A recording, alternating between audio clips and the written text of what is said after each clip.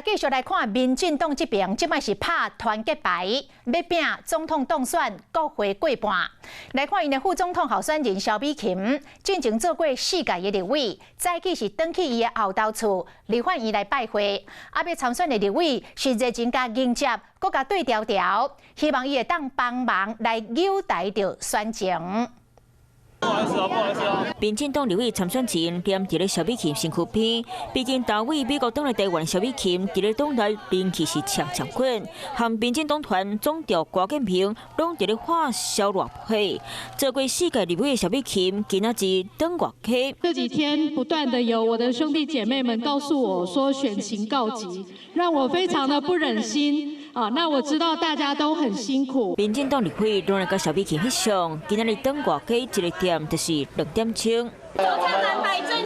那现今的副总统赖清德是出席台北国际金融博览会开幕仪式，表示金融业是另外一座护国神山。我们希望在2030年之前，政府至少投资9000亿新台币，然后带动产业界共襄盛举，推动 能源转型。那面对在野那北顶兄吵吵闹闹，都要去顶起。不，这个就是民主政治、政党政治，以人民选择的为主。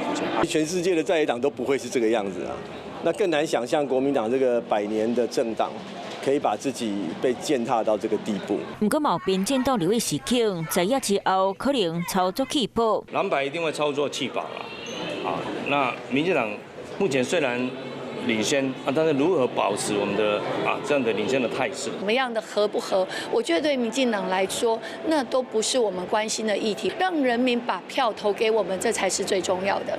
民进党拍出团结牌，拼总统当选国会过半，前回正式登记，选手徛定会，选战才正式开始。 Hello， 我是谢嘉璇。想要掌握最及时的新闻资讯吗？赶快订阅、按赞、开启小铃铛，锁定华视新闻 YouTube 频道。